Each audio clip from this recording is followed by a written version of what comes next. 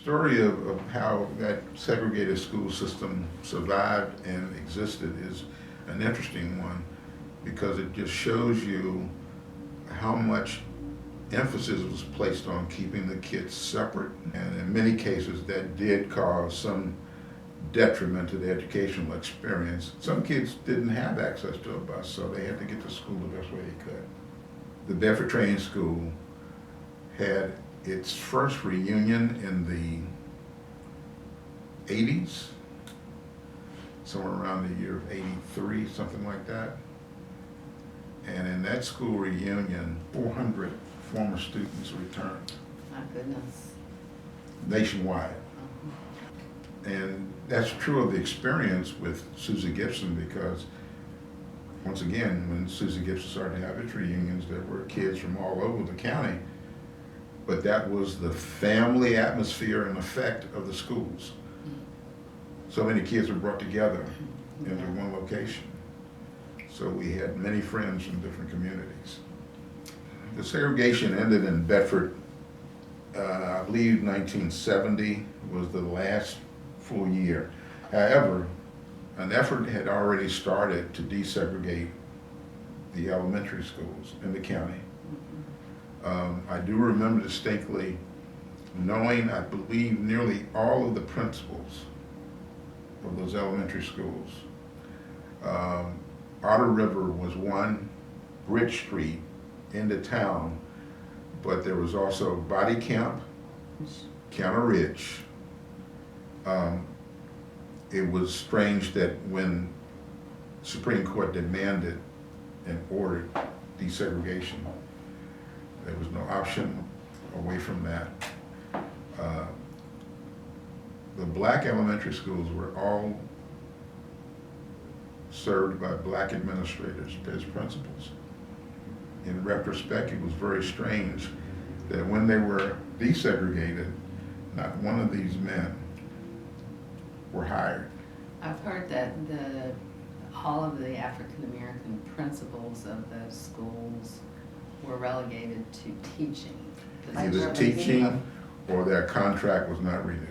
So I think when we look at that desegregation of the schools, it left some bitterness. And in one particular case, Mr. Wilbert N. Lee, who served as Otter River principal for years, was released, and he left Bedford and went to Allegheny County, went into their school system. Very shortly after that, he was in their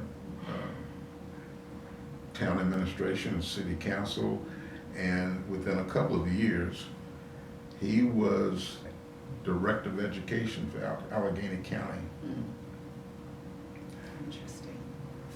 You know, it's just, yeah, that's an interesting kind of bit of information that he was not qualified to principal a elementary school, but he can be the director of education in a county. And Allegheny is not a small county. So he served out the rest of his life, he and his wife, in Allegheny County. They lived in Covington, Clifton Forge area. Although I was very young at the time, I was fully aware. My mother and father were very close to Mr. Lee and his wife, Esther, who was a teacher. She taught at Bedford Training School and Susie Gibson High School. She was one of the teachers who taught at Susie Gibson throughout its entire 16-year existence. There were several of those. And just recently at the dedication of the Susie G. Gibson Highway Marker History Memorial, the alumni has installed in the auditorium now pictures of those long-term teachers that taught at the school. Very nice. They're highlighted, and that was certainly presented at the dedication.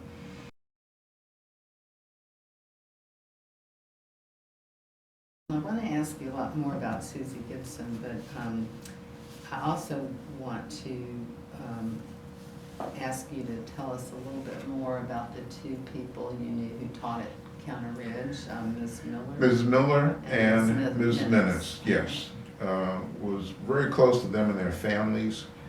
As I understand it now, Mrs. Miller and Ms. Minnis both were sort of, they were at Counter Ridge at a time, but they also taught at other small schools in the county, as was the case in Bedford, and I'm sure it was happening probably in other counties. The black teachers at segregated elementary schools were moved around and assigned. Now, Bedford had a genius supervisor, Miss Susie G. Gibson, who basically was in charge of the black schools. She made recommendations to the school district, and she traveled personally to each of those schools to monitor what was going on. In many cases, she had to deal with structural issues at those schools because they were poorly built. One story that one of the schools, they had a chain around the potbelly stove that was used for heating, because when it was used, it was expanding and separating, so they had to put a chain around it to hold it together. Mrs. Gibson had to speak up for maintenance projects to improve them. Floors deteriorating. Virtually none of them had running water or electricity. And as I understand it, oil lamps were used extensively. And in some cases, the lamps were absolutely required because there were no windows installed in the buildings. At one time, from what I understand, there were virtually double the number of small one-room classrooms or schoolhouses for African Americans as compared to half that many, or certainly larger buildings provided for the white students of the county. I guess with the size of the county, you can understand the need for so many different schools and communities. Transportation being very different. Transportation being very different, yes. Now, Murray Miller, as I understand it, may have taught at many other schools as maybe 2 or 3 in addition to Counter Ridge.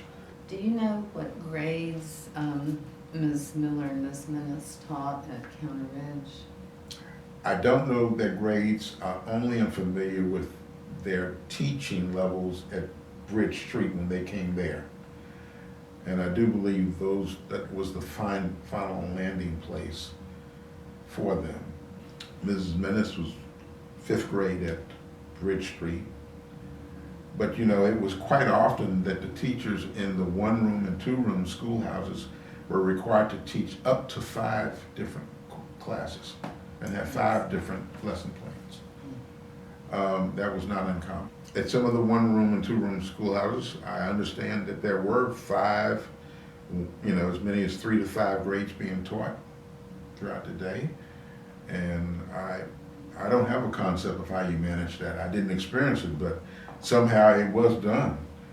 A tremendous challenge for people, and they were doing this without necessarily the resources that they would have required. So they had to use personal, donated equipment, or either their own ingenuity to acquire what they needed. At that time, as I understand it, there was quite a bit of investment from parents to the schools to try to help. As I said before, that was not my experience, but I have heard that parents tried to help out. Some gentlemen tried to help out with repairs or needed work that may need to be done to the schools. So if you can imagine that, that was actually the principle that you will find throughout slavery, is that African American slaves survived because of the investment of others together. They worked together to survive. Now, Mrs. Gibson was responsible, as I said before, for requesting things that she saw absolutely necessary. But I think you will find that Mrs. Minnis and Mrs. Miller course, they have passed on. Could have certainly given you some great stories about what their experiences were out in the field